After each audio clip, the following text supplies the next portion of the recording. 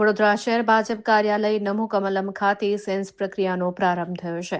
આ સેન્સ પ્રક્રિયાથી વડોદરાના મેયર, ડેપ્યુટી મેયર, સ્થાયી સમિતિના ચેરમેન, સત્તાપક્ષ નેતા અને દંડકનો નિર્ણય લેવામાં આવશે. સેન્સ પ્રક્રિયા માટે પ્રદેશના આગેવાનો દુષ્યંત પંડ્યા, માયાબેન કોડનાણી, પ્રજ્ઞેશભાઈ બ્રહ્મભટ્ટ પણ નમો કમલમ ખાતે પહોંચ્યા છે. આ સેન્સ પ્રક્રિયામાં મહાનગરપાલિકાના હોદ્દેદાર માટે વોર્ડ પ્રમુખ, મહામંત્રી, નવા ચૂંટાયેલ કાઉન્સિલર, પ્રદેશ કારોબારી સભ્ય, ધારાસભ્ય, પદાધિકારીઓ અને સાંસદ સેન્સ આપશે. એક અઠવાડિયા પછી રિપોર્ટ ગાંધીનગર મોકલી પાર્ટી દ્વારા જે નિર્ણય લેવામાં આવશે તે વડોદરાનું ભાવિ બનશે. ભારતીય જનતા પાર્ટીનો કોઈ પણ કાર્યકર્તા કોઈ દિવસ કોઈ સત્તાના લોભમાં આવતો નથી અને પાર્ટી દ્વારા સૈનિક તરીકે અમને જે ઉમેદવારી કરવાનો મોકો આપ્યો હતો, જાહેર જનતાએ અમને જે અહીંયા ઇલેક્ટ કરીને જે મોકલ્યા છે, તો અમારી ફરજ એવી બને છે કે પાર્ટીના સૈનિક તરીકે અમે એમની વચ્ચે જઈએ અને પાર્ટી દ્વારા જે પણ જવાબદારી આપવામાં જેને બી આવશે એ દરેક લોકો વડોદરા શહેરના હિત માટે જે પણ પ્રજાજનો માટે કાર્ય કરવાની જરૂર લાગશે એ દરેક કાર્ય કરશે જ, એવો અમને વિશ્વાસ છે.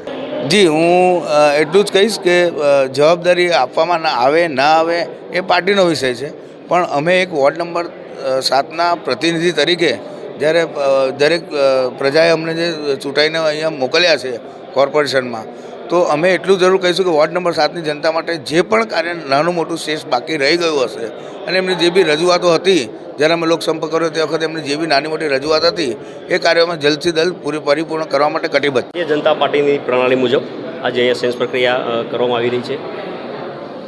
ભારતીય જનતા પાર્ટીના 69 કાઉન્સિલર ચૂંટાયા છે.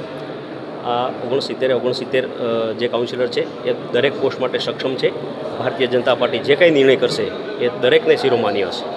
આપનું પણ નામ પણ ચર્ચાઈ રહ્યું છે, એ વાતો સામે આવી છે, એ મીડિયા ચર્ચી રહ્યું છે, બાકી બીજી કોઈ જગ્યાએ ચર્ચાતું નથી. શું લાગે છે, જો નામ આવશે તો વડોદરાનો વિકાસ કેવી રીતે આગળ લઈ જશે? મેં પહેલાં જ કીધું કે 69 જે ચૂંટાયેલા જનપ્રતિનિધિ છે એ દરેક સક્ષમ છે અને નિષ્ઠાપૂર્વક જે કંઈ પડતર પ્રશ્નો હશે અને જે ઓનગોઈંગ પ્રશ્નો હશે એનું નિરાકરણ ચોક્કસ એ લોકો લાવશે.